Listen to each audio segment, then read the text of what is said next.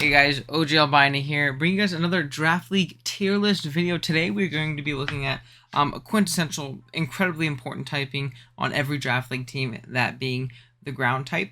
You really don't see a functional Draft League team without a ground type these day and ages, whether that be for their incredibly important electric immunity to stop Volt Switch and U-turn from just, railing you, really just the Volt Switch, I guess, in that sense. Checking a lot of top tier threats with a plethora of resistances, being reliable Stealth Rockers, Earthquake or Edgequake coverage being so phenomenally offensively. It's just that the ground really covers a lot of roles on a lot of teams, unlike the grass type, which really only covered that ground weakness in a lot of instances, and maybe that Scald Switch in the previous video. So we're going to be talking about some amazing Pokemon today. And yeah, we're going to be kind of ranking them based on their viability in the Draft League format, as well as the value that they offer at their team points. So if I think Piloswine offers incredible value as a lower tier Pokemon, I might put it in A tier. And if I think Tyranitar, that's a ground type. I was looking at Larvitar. But I think Swampert offers no utility at all and it's just way overpriced and not very good, then I'm going to put it in D tier. But that's kind of the main gist of it. If you guys do enjoy today's tier list video, be sure to drop a like as well as sub to the channel. We are close to 1.2k subs, and I really want to get to 2,000 by the end of the year. So if you guys want to help me out along that goal, I would really appreciate it a ton. And yeah, that being said, we can kind of start jumping into things in here in Gen 1. Now, Sandslash, it's tough, right? Because there's definitely... It's weird, because I feel like I'm going to have so much less Pokemon in, like, D tier and like F tier and things. Oh, there's no F tier on this one. In D tier than I did in the last video. I think objectively, compared to a lot of the other grounds, Sandslash will be in D tier, just because I think a lot of other grounds offer so much more utility. But that's also not to say that Sandslash is useless, right? It's a great rapid spinner. It can get up rocks. It has some niche applications like a Sand Rush Sweeper and a Sand Rush Breaker. And it also got Spikes generation. It can Swords Dance. It's just a little bit middling in its stats. And there's typically just much better options for ground types in the format, at least in my personal opinion. So yeah, we're gonna keep it there, at least for now.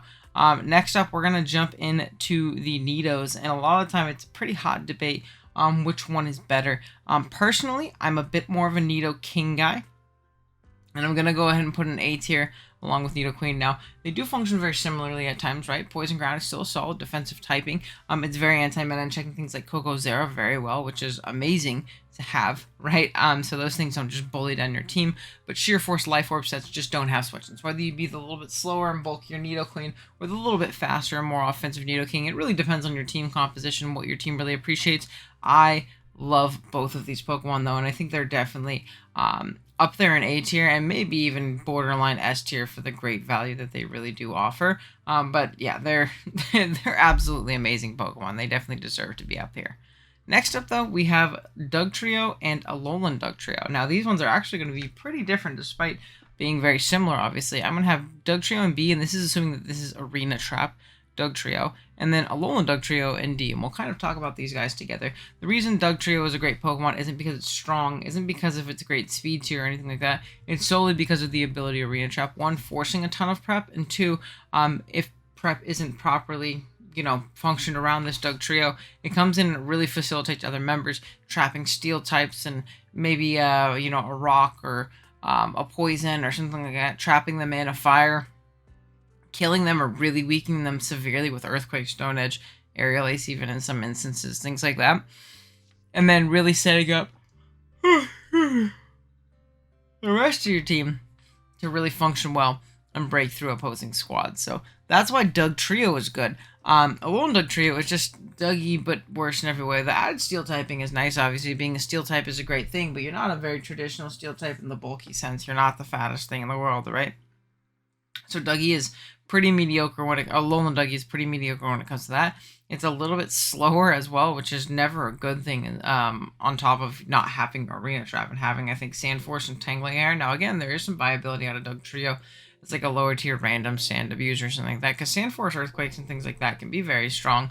But again, there's typically much better grounds that we can draft, especially, on Sand Offense, if that makes any sense. So you're not going to typically see it.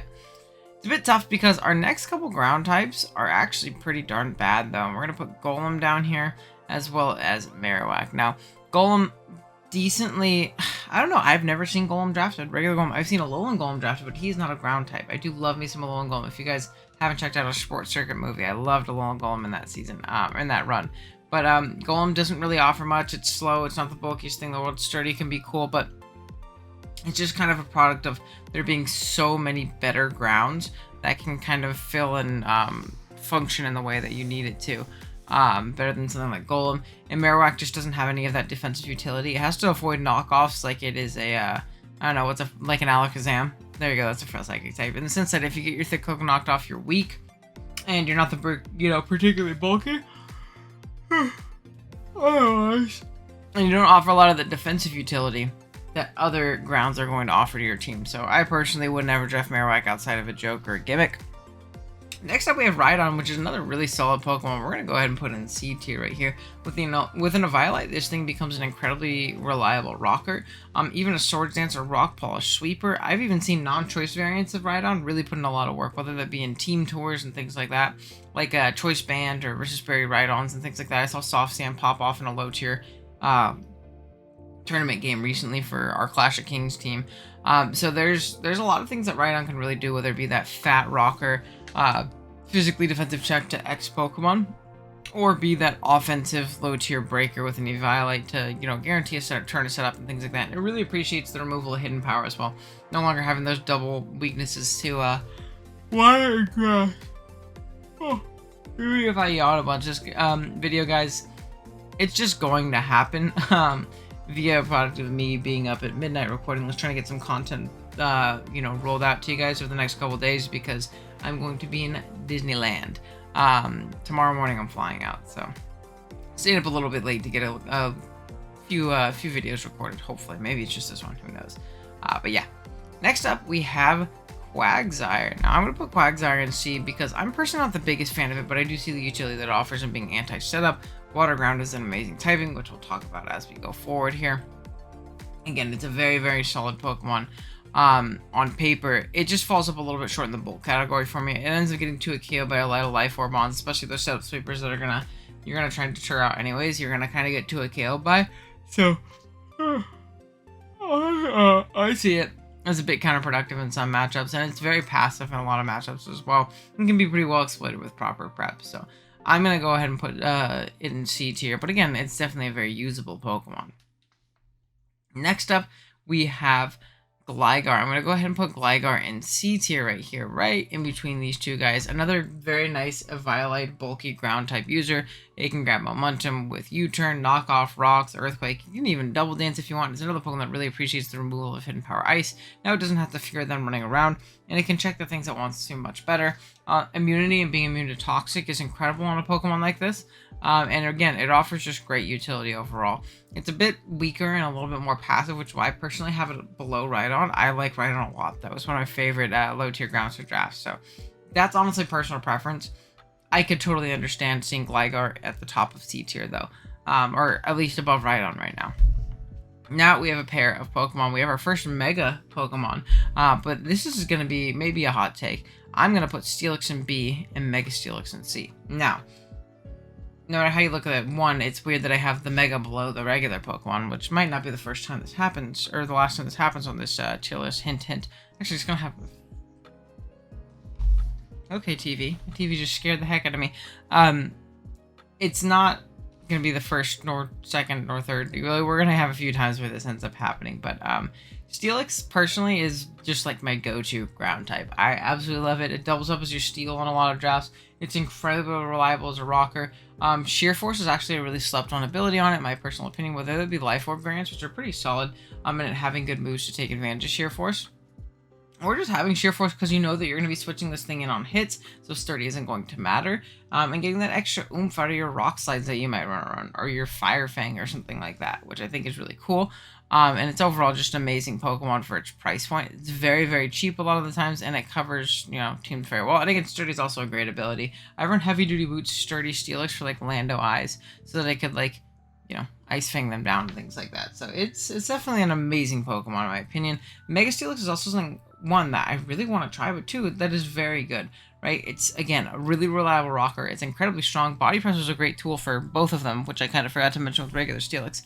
So it does a lot of things really well. The only issue with Mega Steelix in my mind is that if you're objectively trying to draft the best team you can, there's often going to be a better Mega for you to grab, and you can grab something like a regular Steelix or another low-tier ground or Steel or something like that. So I think the biggest downside to Steelix isn't Steelix itself, but more so what you're giving up by drafting Steelix instead. But I do want to try it because it does look incredible. But yeah, good Pokemon overall. I like it a lot. Next up, man, C tier is just the tier for Eviolite bulky ground types. We're going to have Piloswine here. Pilo is incredibly bulky with an Eviolite, and again, an incredibly reliable rocker, which is a very valuable trait in a ground type. Being able to get up rocks reliably for most of them is just incredibly important. And Pilo does that great. Dual stab typing of ground ice is very hard to switch into, even with just that like base 100 attack or whatever it has. You're not switching into that very well. Strong priority and ice shard, and can just be a big nuisance to a lot of teams overall, whether that be clicking, just getting good raw damage on things just due to your natural stabs, sitting on the field for really long and rest talking, or potentially toxicking things down and roaring them around, getting up rocks. It does a lot of team support things really well. Yeah, I can't do what I do with the grass video and just like stop recording and record tomorrow because I'm gonna be busy and leaving at like 7:30 in the morning. So, yeah, it's overall, again, a phenomenal Pokemon. I really like using Piloswine a lot. Okay, next up we have Donphan. Man, it's tough because I'm trying to decide what I value out of grounds and like which of these grounds I really personally like more for their price point. This is tough. I think, I'm gonna have so many of these in C tier. I think I'm gonna start moving a couple of these up. I'm actually gonna move these guys up. Now, I think that's too many. Man, this is actually just like one of the hardest tier lists I've done in general. I'm gonna move Mega Steelix up there as well because I think on its own it's an incredible Pokemon. We've seen a big surgence in it, at least in the scenes that I've been in. I've seen a big surgence in it this whole generation, how much it's been drafted. So we're gonna leave it there. Next up we have Donphan though, and I'm gonna go ahead and put Donphan in C tier once again. Again, it's a very reliable rocker, sturdy, great ability. It's strong, priority, and ice shard, which lots of ground types are getting, I'm noticing. But it's very strong as well, which is another valuable tool, and a really reliable rapid spinner, which is awesome. It can tend to be overwhelmed pretty quickly in a lot of matches, especially when you have a team that puts a lot of weight and load on your ground type to check things. Like, Donphan into the Zera matchup is never good, because you get knocked off once and you lose your AV or Rindoberry, and then you kind of just get two-shot by like CC into Grass Knot, or just two Grass Knots or something like that the next time you come in. So it can be very tough to deal with like good offensive electrics with coverage for you when you do draft Donphan, which is a bit of a downside, but again, it's a good spinner, it's a good physically defensive pivot, and it's a very solid Pokemon overall, right? It can't say too many bad things about it. Now, next up, we have Swampert. I'm going to go ahead and put Swampert up in A tier here. We're also going to put Megapert up here. Now, for completely different reasons. We'll talk about Megapert really quick because it's incredibly simple, right? Megapert is a bona fide rain demon. You're only drafting on rain offense, but it's not necessarily required because I think like Mega Scizor Rain is also really good. But it's a very likely part of your rain team, and it's going to function really well as a breaker under the rain, or potentially an endgame win con and cleaner and things like that. With great speed under rain, great dual stabs, and ice punch. It also gets power up punch, which is great, and it can also flip turn this generation, which is nice for it and its regular form. Being able to grab momentum and come back in later is awesome. So Megapert's a demon on rain, and it's really hard to navigate around in a lot of matchups. Regular Pert plays incredibly differently in a much more defensive manner, where it's going to be your fat stealth rocker, a flip turn pivot, maybe even Assault Vest, which is one of my favorite Pert sets personally. It's going to be incredibly reliable at sponging hits and spreading passive damage through rocks, skull burns, toxics, things like that. Just going to do it very reliably. More reliable than probably anything we have on this list right now, so I think it definitely deserves its A tier positioning right here. Next up, we have Camerupt, and I'm going to go ahead and put Camerupt down here at the top of D tier. Now, the reason I have Camerupt at D tier is because it's not a typically used Pokemon, and it's not typically drafted very often, but I will say it is very anti-meta, and I'm going to go ahead and put Camerupt actually in C tier.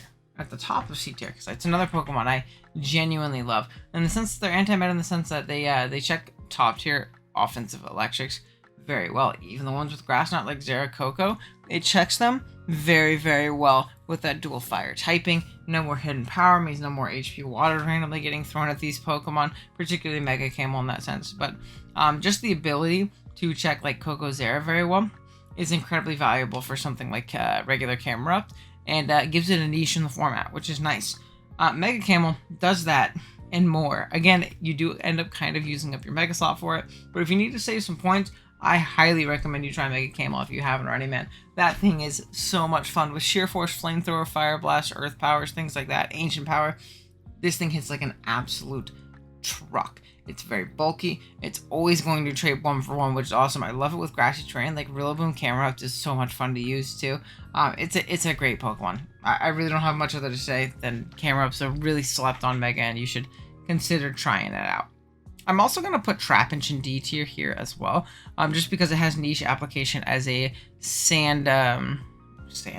arena trapping mon, trapping things in, first impressioning and earthquaking, things like that. A lot like Dugtrio, but more budget and more bad, but it does them well.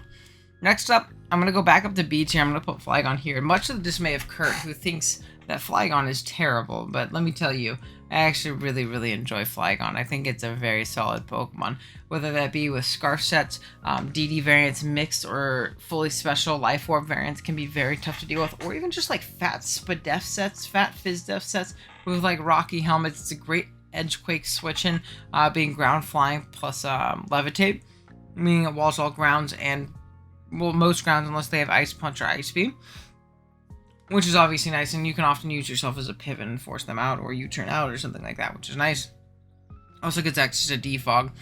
It's a very solid Pokemon, and I know a lot of people don't like it very much, but I'm a big Flygon guy. I think it has a lot of defensive and offensive utility. Its stats can be lacking in some matchups, but I think it makes up for it in its move pool and the roles that I can fulfill for, so many different squads. Next up, we do have Claydol. I'm going to go ahead and put Claydol ahead of Trapinch, but behind the other ones. Claydol is very mediocre when it comes to its bulk stats and its inability to recover its health, on top of the fact that it's very weak offensively. It's incredibly passive, but it does get teleport, it does get rapid spin, and it gets to get stealth rock. So it is something I have seen drafted before. It does have some amount of utility, probably more than something like fucking Trapinch, right? So I think we have to give respect where respect is due. Speaking of respect where respect is due, I totally skipped over Whiscash. That was mean. I'm going to go ahead and put it at the bottom of D tier. It's just not bulky. It's not strong. It's not fast. I did a Fixing Your Favorites. My first episode actually had Whiscash as one of the cast members that we kind of ended up trying to buff. So you could always watch that to see how exactly we ended up changing Big Whiscash here to not be a D tier Pokemon, which is what it's in right now. So yeah, that being said, let's go ahead and continue on moving on. We're going to go ahead and go to Torterra, which is definitely a C tier Pokemon for me. I'm going to go ahead and put it here in C tier above Quag, below Donphan.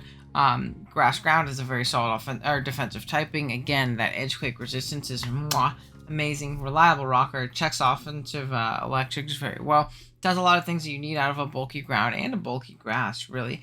Really role compressing your team and putting you in a really good spot. Especially for a very cheap price point where it's usually at. Next up, we have Wormadam. It's going to D tier. Not explaining it. It's Wormadam. It sucks. There you go. Next. We're going to move on to our first S tier. Just kidding. We're not. I spoiled. But we have Gastrodon next. I think Gastrodon is, personally, this might be a hot take. I'm going to put it in C tier. We'll put it at the top of C tier for now. I get Gastrodon's value, right? It can be very annoying from whichever side it wants to invest on, whether it be Fizdef or Spadef. It can stop setup with Clear Smog, it can spread status, and it's just a good water immunity and good nuisance for a lot of teams. However, I think that its bulk is a bit mediocre, and it can be very passive and exploitable in a lot of matchups. And really, again, it's a lot like Quagsire, where like it looks bulky on paper because of how you've seen it used, and experiences you might have with it. But realistically, if you look at the calcs and again, those Life Orb ban and Spec spawns, they're always 2 at killing Gastro, which is a big detriment to a mon that's supposed to be as bulky as it, right? So yeah, that's pretty tough. Next up, we're gonna get our first S tier though, like I said, in regular Garchomp, I'm also going to throw Mega Garchomp in A tier. Now, they're both amazing. They both have a phenomenal typing Dragon Ground.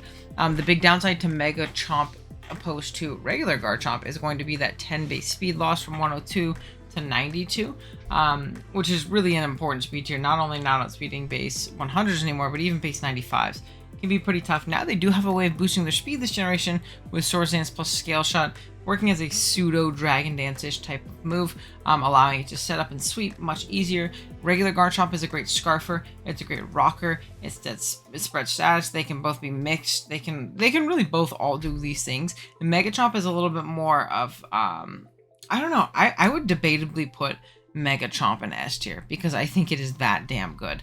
You know what? I'm going to do it. It's worse than regular Chomp, but I absolutely love using Mega Garchomp. They're great setup sweepers, rockers, utility mons, fat bulky pivots, things like that.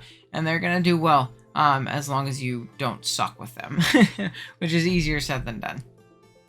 Okay, so with Hippowdon, I'm going to go ahead and put it in B tier. Now, I will say I'm not a big fan of Hippowdon Sand, or at least Hippowdon Drill Sand. I'm not a big fan of. I think you should always get T-Tar or Gigalith depending on your point value. Reason being is because I feel like the things that Hippo lose to are the things that Drill loses to, but Hippo doesn't force the progress that you need onto those Drill checks for Drill to be very successful, and you're not going to find many opportunities to get in your Drill with a passive Pokemon like Hippowdon. Again, no, it's not technically passive. It's decently strong, has good coverage. I think it's very good on just regular teams, like regular balance builds and stall builds and things like that. It can be an absolute demon, but I think it's a bit overvalued when it comes to drafting it on sand and things like that. So that's just me personally. I'm gonna go ahead and go back to the top of B tier though and put Rhyperior here. It's just a right on but better. It's stronger. I think it's a little bit slower. Maybe they might be the same speed, but it also has Solid Rock as an ability. So it's stronger, it's bulkier, and it can really do a lot of damage and take a lot of really dumb hits that you don't want it to take. I love Rhyperior and Rhydon. I think they're amazing Pokemon. Okay, next up we have our Gliscor. I'm going to go ahead and put Gliscor up here in S tier. With Poison Heal plus a Toxicor, this thing can just be incredibly annoying to beat, whether it be Stall Breaker variants with Taunt, Swords Dance variants, U-Turn knockoff, Defog, Earthquake sets, or probably not that because there's no Roost on that set, but Roost and Reliable Recovery as well. Makes this thing incredibly valuable, especially in a generation with no hidden power. This thing can be ridiculous, and it can also Swords Dance and Agility and things like that, so have fun dealing with Gliscor. It's really obnoxious if you don't have the right matchup into it. Okay, Mamoswine. We're going to go back into A tier here, baby. I'm going to put it a little bit below Nidoking, above Nidoqueen, though, because if I had to pick and, all three of them fit on my team, this is probably the order of operations I would go. It's a solid rocker because it forces a ton of switch-ins. Like we said with Piloswine, it's pre-evolution. Ice plus ground is just virtually unresisted by everything in the game. And you get the same moves as Piloswine, but just a lot stronger and a lot faster to really, really function as that solid breaker. Okay, we're not going to do Arceus. It's not happening. I think we can move on to Gen 5, which has some pretty darn good lines. The later gens don't have that many ground types. We're going to go ahead and go Excadrill and S tier again. So we're kind of racking up the S tiers right now here. Drill is phenomenal on sand. Lottie Drill Sand is one of my favorite cores. Yard Sand is a great core. There's so many great sand cores. Mega Sand is something that's like an earlier gen thing. But again, incredibly valuable. Understand and outside of it can be solved with Mold Breaker. It can also be Sand Force opposed to just Sand Rush. It's a solid rocker. It rapid spins. It Swords Dances. It wins games. It breaks. And it really functions and supports your team well. It does lack as a bulky steel, so I always recommend drafting a secondary steel actually when you do draft Drill and things like that. Or at least I feel like I always want to. So just something to keep in mind, but a very solid Pokemon nonetheless. We're going to go back to A tier again. Not for Mudsdale yet. You will be soon, my friend. We're going to put you right here. And there we go. Seismitoad. Again, another water ground type. Our fourth of this video, if we're not counting Megapert and Pertus 2. It's a solid rocker. It spreads knockoffs. It's a water immunity, which is incredibly clutch. The only thing it doesn't have on Swampert this generation is that momentum gaining ability, which is why I think Swampert's a little bit better. But again, Pert can be great in that sense. It can also be a Swift Swim Sweeper. Or not Pert. Toad. It can also be a Swim Sweeper and really, really, really be obnoxious for a lot of teams to deal with defensively and offensively, trying to break it if it's your standard like Toxic Rocks knock type shenanigans, and has good coverage as well. So it's a great Pokemon. Love Toad. These guys are incredibly reliable. A tier is full of just reliable Pokemon outside of Mega Pert, but Pert's reliable if you're on rain, right? So that's something else to keep in mind. Speaking of reliability, I'm gonna go ahead and put Crook here in A tier as well. We're using a CGT. I think our most recent battle upload that wasn't a movie was actually Crook sweeping in CGT against Sven, whether it be Moxie sets or Intim pivot sets, fat bulky rockers or choice scarf band variants. It got bulk up in close combat this generation. It's just a very reliable Pokemon that does its job very well. It's awesome.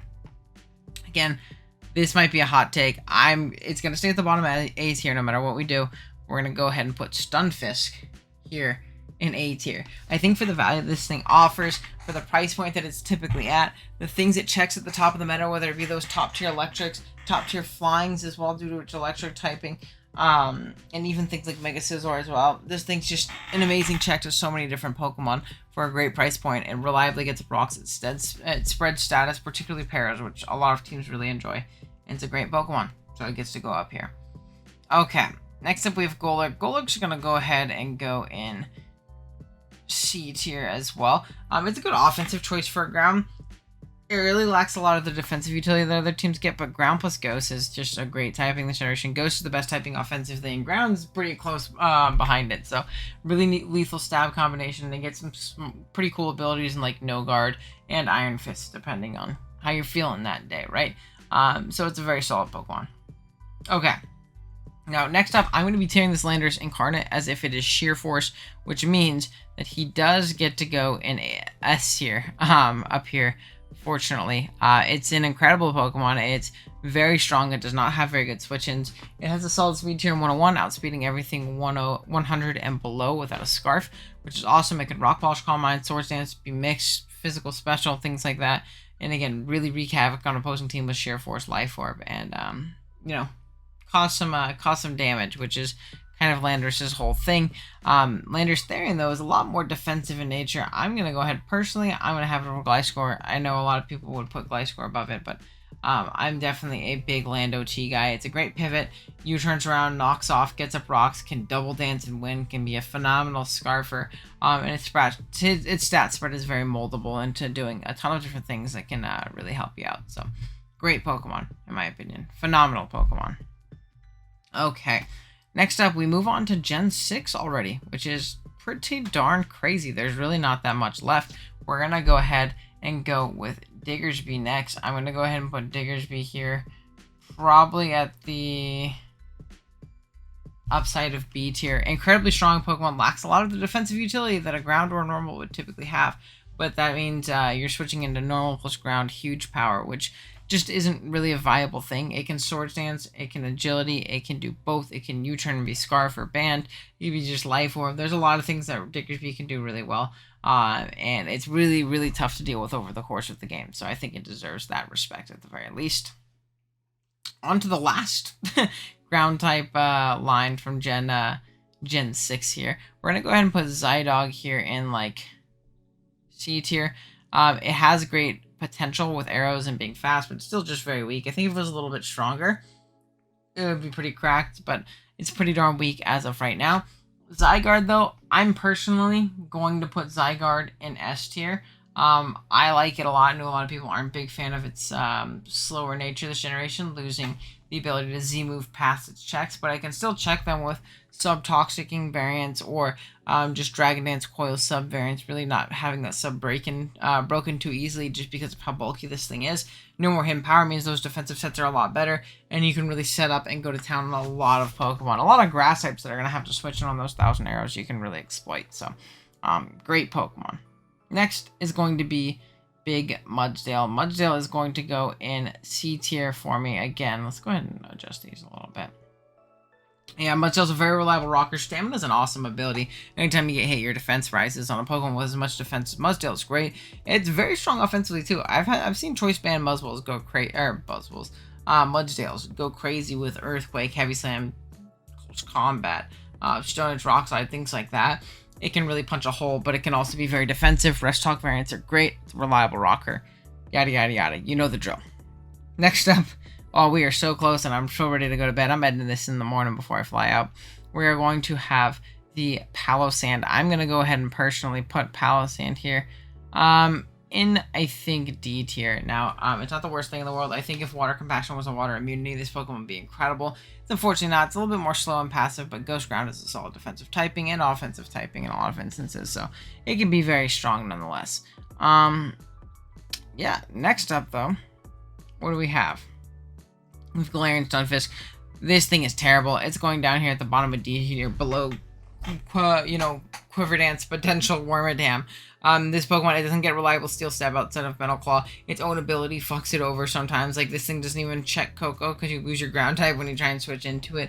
Becoming a grass type and grass terrain, Psychic and Psychic terrain. It just really isn't inherently valuable. And again, it really lacks a deep move pool to really function well, which is tough for a ground steel type because it is a very solid typing as we've seen before. Next up, we have Sandaconda, another Pokemon I am not big on personally. I'm going to go ahead and put it in D tier again. I think that Glare Rest Shed Skin shenanigans can be annoying. It can coil, it can Stealth Rock, but really it's pretty mediocre at the end of the day when you really look at it. It's not my favorite guy. Then lastly, we have Runerigus. I'm going to go ahead and put Runerigus again down here in D tier. Its ability in Wandering Spirit can be really cool, and there's some really cool applications with it. It sets up rocks, it can dash you bond, do all the cool utility things that Ghost can do. But again, it's just very slow, and typically there's a lot better grounds that are going to be left on the board. I mean, look at S through C tier. I think all of these Pokemon are very much so draftable, and if you're playing in a draft league with 16 guys, you got more than enough pieces. So the way I see it is, don't draft Runerigus. And then for shits and giggles, I'm going to make a prediction for Ursaluna.